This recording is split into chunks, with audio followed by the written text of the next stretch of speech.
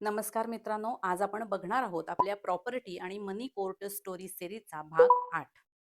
आजचा विषय खूप महत्त्वाचा आहे आणि खूप लोकांच्या आयुष्यात प्रत्यक्ष घडणारा देखील आहे. कल्पना करा की तुमच्या नावावर जमीन आहे, 7/12वर तुमचं नाव देखील आहे. पण एक दिवस तुम्ही त्या जमिनीवर जाता आणि तिथे कोणीतरी दुसरा शेती करताना तुम्हाला दिसून येतो. तुम्ही त्याला विचारता की ही माझी जमीन आहे, तुम्ही इथं काय करताय?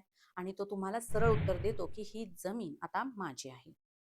अशा वेळी काय करायचं हे आपणाला समजत नाही. पोलिसात जायचं, तहसीलदारांकडे जायचं की कोर्टात केस दाखल करायची. आजच्या व्हिडिओमध्ये आपण या सर्व प्रश्नांची उत्तरे बघणार आहोत, त्यामुळे व्हिडिओ शेवटपर्यंत नक्की बघा. सर्वात पहिला मुद्दा येतो तो म्हणजे ताबा म्हणजे काय.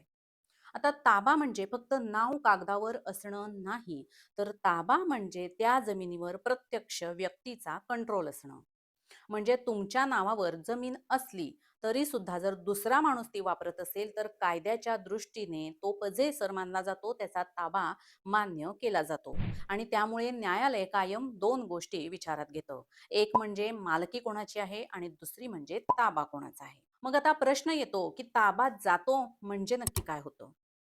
ताबा जाण्याचे काही मुख्य प्रकार आहेत. पहिला प्रकार म्हणजे जबरदस्तीने कब्जा.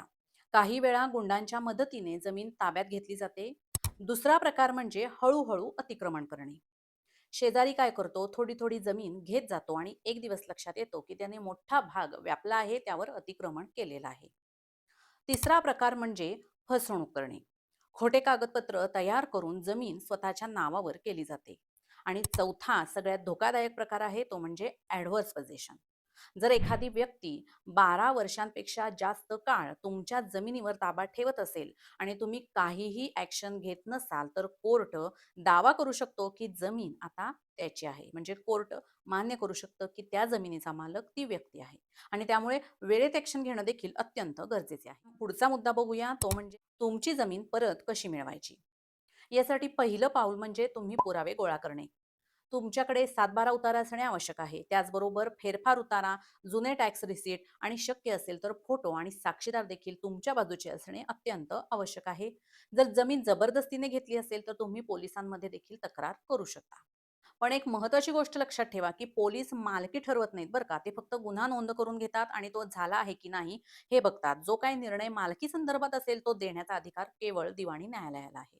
आणि म्हणूनच पुढचं आणि सगळ्यात महत्त्वाचं पाऊल आहे म्हणजे दिवाणी न्यायालयामध्ये केस दाखल करणे.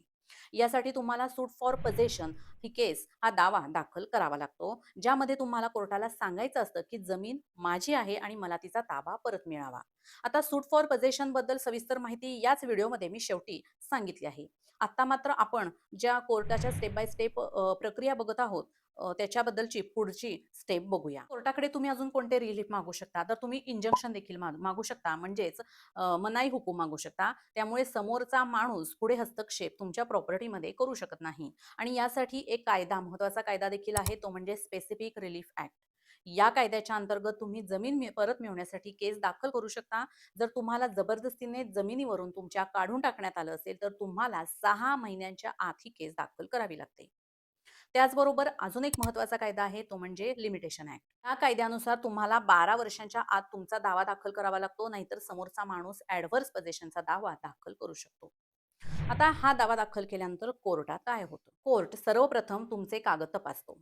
त्यानंतर कोर्टाकडून हे पाहिलं जातं, की प्रत्यक्ष ताबा कोणाकडे आहे. दोन्ही बाजूंचे पुरावे, साक्षीदार आणि परिस्थिती तपासली जाते. जर कोर्टाला वाटलं, की तुम्ही खरे मालक आहात, तर कोर्ट आदेश देते, की जमीन तुमची तुमच्याकडे परत देण्यात यावी आणि समोरच्या व्यक्तीला त्या जमिनीवरून हटवण्यात यावं. मी वर सांगितल्याप्रमाणे सर्वात महत्त्वाचा मुद्दा आपण बघूया, सूट फॉर पोझेशन म्हणजे काय आणि त्यासाठी कोणत्या अटी पूर्ण करणे अत्यंत आवश्यक आहे. सूट फॉर पोझेशन ही एक सिव्हिल केस असते, ज्यामध्ये तुम्ही कोर्टाला विनंती करता की जमीन माझी आहे आणि मला तिचा ताबा परत मिळावा. म्हणजेच तुम्ही मालक आहात पण ताबा दुसऱ्याकडे आहे, तर तुम्ही यासाठी न्यायालयाकडे जाऊन तुमचा ताबा परत घेऊ शकता. या सूट फॉर पोझेशन च्या दाव्यासाठी कोणत्या अटी पूर्ण करणे गरजेचे आहे. अट एक आहे ती म्हणजे मालकी हक्क सिद्ध करणे. तुम्ही त्या जमिनीचे कायदेशीर मालक आहात हे सिद्ध करणं आणि यासाठी तुमच्याकडे ही कागदपत्रे असणे अत्यंत आवश्यक आहे. 7/12 उतारा, फेरफार उतारा, सेल डीड, इनहेरिटन्स प्रूफ. लक्षात ठेवा, हे कागद जर तुमच्याकडे नसतील तर केस तुमच्या बाजूने असणार नाही. त्यामुळे हे कागदपत्र नक्की तुम्ही गोळा केले पाहिजेत. अट दुसरी आहे ती म्हणजे हे दाखवणं. तो दुसऱ्याकडे आहे हे दाखवणं.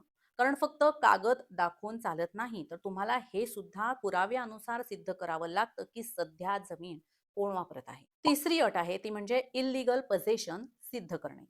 ही महत्वाची अट आहे. समोरचा व्यक्ती बेकायदेशीररित्या त्या जमिनीचा ताबा घेतलेला आहे हे तुम्हाला सिद्ध करावं लागतं. जर त्याच्याकडे काही व्हॅलिड ॲग्रीमेंट, लीज किंवा काही अधिकार असतील तर मात्र केस कॉम्प्लिकेटेड होऊ शकते. चौथी अट आहे ती म्हणजे लिमिटेशन म्हणजे वेळेत केस दाखल करणे. तुम्हाला 12 वर्षांच्या आत केस दाखल करावी लागते. जर तुम्ही 12 वर्ष कोणतीच ॲक्शन घेतली नाही, तर समोरचा व्यक्ती ॲडव्हर्स पोझेशनचा दावा दाखल करू शकतो. त्यामुळे जर वेळ गेली तर तुमची जमीन सुद्धा तुमच्या ताब्यातून नक्की जाऊ शकते. आता हा सूट फॉर पोझेशनचा दावा कसा दाखल करायचा आहे स्टेप बाय स्टेप बघूया. सर्वप्रथम तुम्ही एखाद्या चांगल्या ॲडव्होकेट वकिलांकडे जा, जो अनुभवी आणि दिवाणी केसेस चालवणारा असेल.